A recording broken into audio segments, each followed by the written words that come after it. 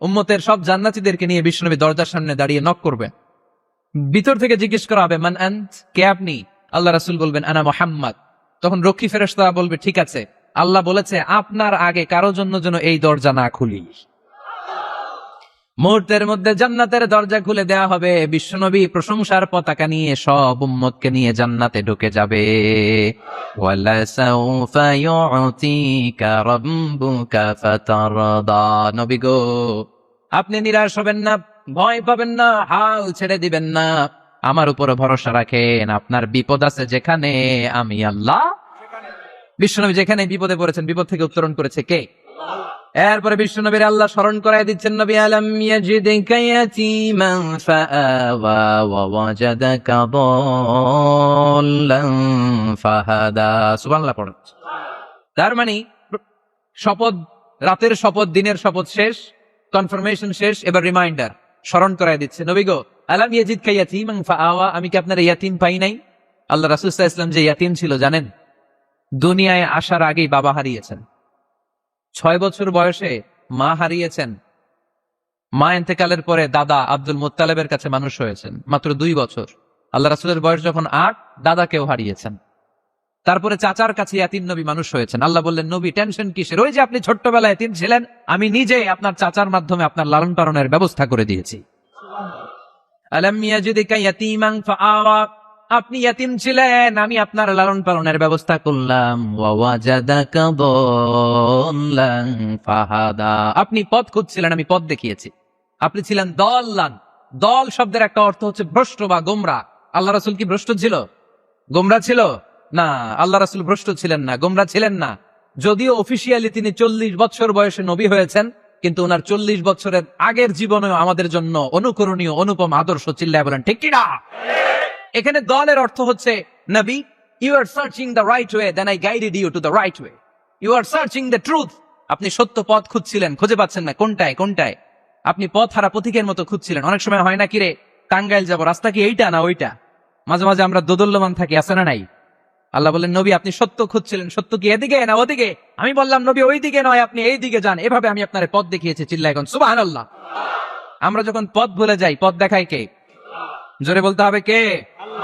আমি যদি কোনদিন পথ ভুলে যাই, হাত ছানি দিয়ে কাছে নিও, মমতার বন্ধনে আমায় বেঁধে সব ভুল ক্ষমা করে দিও। পড়েন, আমি যদি কোনদিন পথ ভুলে যাই, হাত ছানি দিয়ে কাছে নিও, মমতার বন্ধনে আমায় বেঁধে সব ভুল ক্ষমা করে দিও। চিল্লায় পড়তে হবে আমিন।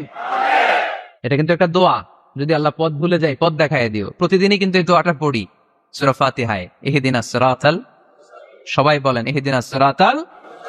ও Allah, show us the right path, show us the correct path, show us the straight path. Allah সোজা রাস্তা দেখান, যে রাস্তা শুরু হয়েছে দুনিয়ায়, ঢুকে গিয়েছে জান্নাতে। ও ওয়াজাদাকা দাল্লান, আপনি পথ খুঁজছিলেন, আমি আপনার পথ দেখিয়েছি। ওয়া ওয়াজাদাকা আইলান ফাআগনা, আপনি ছিলেন নিঃস্ব, আমি আপনাকে ধনাঢ্য বানিয়েছি। তাফসিরে এসেছে ফাআগনা বিখাদিজা, আমি খাদিজার সাথে বিয়ে পড়াইয়া দিয়ে আপনারে ধনী বানাইয়া দিছি। আল্লাহ রাসূল সাল্লাল্লাহু আলাইহি ওয়াসাল্লাম খাদিজা রাদিয়াল্লাহু তাআলা আনহার ব্যবসায় কাজ করতেন। আল্লাহ রাসূল সাল্লাল্লাহু আলাইহি ওয়াসাল্লামের আমানতদারিতায় মুগ্ধ হয়ে আম্মাজান খাদিজা বিয়ের প্রস্তাব পাঠালেন। বিয়ে হয়ে গেল, আরশের উপর থেকে আল্লাহ সাইয়েদানা খাদিজাকে সালাম পাঠালেন। আর সাইয়েদাতুনা খাদিজা বললেন, নবী আজ থেকে আমার সম্পদ বলে কোনো কথা নাই, সব সম্পদ আপনার পায়ের সামনে আমি ঢেলে দিলাম, আপনার যা মনে চায় এটা দিয়ে করেন, ইসলামের দাওয়াত দেন। ফাআগনা বিখাদিজা, খাদিজার সাথে বিয়ে করিয়ে দেওয়ার মাধ্যমে আল্লাহ রাসূলকে ধনী বানায় দিল কে? তার মানে 3টা রিমাইন্ডার দিলেন। 1 নম্বরে আপনি এতিম ছিলেন, লালন পালনের ব্যবস্থা করলাম। আপনি পথ খুঁজছিলেন, আমি আপনার সঠিক পথের দিশা দিয়ে দিলাম। আপনার টাকা পয়সা ছিল না, আমি আল্লাহ আপনারে ধনী বানিয়ে দিলাম। সুবহানাল্লাহ পড়েন। এবার 3টা কর্মসূচি, কয়টা? আওয়াজ করে বলতে হবে, কয়টা?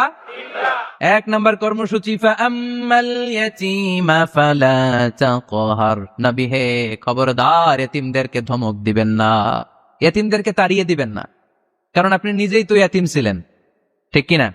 এজন্য রাসূল সাল্লাল্লাহু আলাইহি ওয়াসাল্লাম ইয়াতীমের দরদ বুঝতো বেশি, সব সময় ইয়াতীমদেরকে আদর করত। আর যারা ইয়েতিমদেরকে আদর করে তাদেরকে আল্লাহ রাসূল পছন্দ করতেন বেশি। পড়েন সুবহানাল্লাহ। আপনারা ইয়েতিমদেরকে লালন পালন করেন, কয়েকজন ইয়েতিমের দায়িত্ব নিয়েছেন বা ইয়েতিমখানায় সম্পদ দান করেন, সাদাকা করেন, এরকম কে কে আছেন দেখি? মাশাআল্লাহ। আল্লাহ তুমি কবুল করো। হাত নামান। ইয়েতিমদেরকে দান করবেন, তাদের ওখানে সাদাকা করবেন।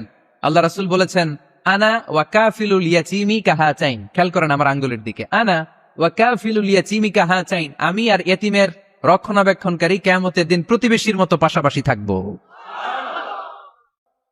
এক সাহাবী এসে বললেন, ইয়া রাসূলুল্লাহ, আমার হৃদয়টা বড্ড শক্ত, হৃদয় নরম হয় না, চোখ দিয়ে পানি নামে না, কি করব? ইয়াশতাকি কসওয়াতাল কলব।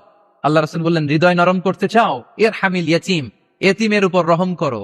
ওয়ামসাহ রাসা, এতিমের মাথায় হাত বুলিয়ে দাও। ওয়া আতইমহু মিন তাআমিক, তুমি যা খাও সেখান থেকে এতিমের সাথেও খাবার শেয়ার করো। তালিনু কলবুক, তোমার হৃদয়টারে নরম করে দিবে কে? এজন্য যাদের চোখ দিয়ে পানি আসে না, হৃদয় বড্ড শক্ত, কবে যে লাস্ট কাঁদছিলেন ভুলে গেছেন, এরকম আছে না নাই? শেষ কবে যে কাঁদছিলাম মনে নাই, চোখ দিয়ে পানি নামে না, হৃদয় শক্ত। এতিমের মাথায় একটু হাত বুলাইয়া দিয়েন, এতিমখানায় একটু সম্পদ পাঠাইয়া দিয়েন, ওদের সাথে বসে একটু খাবার দাবার খাইয়েন, আপনার হৃদয়টারে নরম করে দিবে কে? এই বাংলার জমিনে অনেক লোক আছে এতিমের সম্পদ খেয়ে মেরে দেয়, আছে না নাই? আল্লাযীনা ইয়াকুলুনা আমওয়ালাল ইয়াতামা যুলমান ইন্নামা ইয়াকুলুনা ফী বুতুনিহিম নারা ওয়া সায়াসলাউনা সাঈরা। আল্লাহ বললেন, খবরদার এতিমের সম্পদ মেরে দিও না। যারা এতিমের সম্পদ অন্যায়ভাবে ভক্ষণ করেছো, তার সম্পদ খাও নাই, পেটে আগুন ঢুকিয়েছো, কিয়ামতের দিন ওই আগুনের মধ্যেই থাকবা। ঠিক কি না? ভাই মারা গেছে, ভাতিজার দায়িত্ব পাইছে, সব সম্পদ মেরে খেয়ে দিস, আছে না নাই? খবরদার, সম্পদ খান নাই আপনি, আগুন খাইছেন, আগুন ঢুকিয়েছেন পেটে, আর ওই আগুনের মধ্যে আপনার বাসস্থান জাহান্নামে নির্ধারণ করে দিবে কে? এজন্য বিশ্বনবীর প্রথম কর্মসূচি দিলেন আল্লাহ। নবী, যেহেতু আপনি ইয়াতীম ছিলেন, তাই ফাআম্মাল ইয়াতীমা ফালা তাকহার, নবী ইয়াতীমদেরকে আপনি ধমক দিবেন না, তাড়িয়ে দিবেন না। 2 নাম্বার কর্মসূচি, ওয়া আম্মাস সাইলা ফালা তানহার, নবী গো, যারা ভিক্ষা করতে আসে ভিক্ষুককে কখনো নবী তাড়িয়ে দিয়েন না, ভিক্ষুককে তাড়াবেন না, ধমক দিবেন না। অনেকে ধমক দেয়, আছে না নাই? আপনি বড় সাহেব, বড় বাড়ির মালিক, একজন আসছে ভিক্ষা করতে, আপনি তাড়ায় দিচ্ছেন, ওরেও বড় সাহেব বানাইতে পারতো কে? ও যেখানে দাঁড়িয়ে ভিক্ষা করে ওই জায়গায় আপনারা ভিক্ষুক বানাতে পারতো কে? আপনি গাড়িতে চড়ে বেড়ান, রাস্তায় জ্যামের মধ্যে যখন প্রাইভেট কারগুলো আটকে যায়, পথ শিশুরা ছোট্ট ভাঙ্গা থালা নিয়ে গ্লাসের সামনে এসে গ্লাসে নক করে, বলে স্যার 2 দিন ধরে কিছু খাই নাই, 5টা টাকা দেন, বলে না? আহা, গ্লাসও নামায় না অনেকে, ধমক দেয়। খবরদার, ধমক দিয়েন না। ওরে প্রাইভেট কারে বসাইতে পারতো কে? ভাঙ্গা থালা দিয়ে আপনারে ফুটপাতে নামায় দিতে পারতো কে? এই যে বিশ্বনবীরে সাবধান করলেন, বিশ্বনবীকে বলার মাধ্যমে গোটা উম্মার জন্য আল্লাহ শিক্ষা রেখে দিয়ে বললেন, ফাআম্মাল ইয়াতীমা ফালা তাকহার ওয়া আম্মাস সাইলা ফালা তানহার। ও নবী, খবরদার, ইয়াতীমদের সাথে কখনো কর্কশ আচরণ করবেন না। যারা ভিক্ষা করতে আসে, যারা ফরিয়াদি, তাদেরকে ধমক দিয়ে তাড়িয়ে দিবেন না।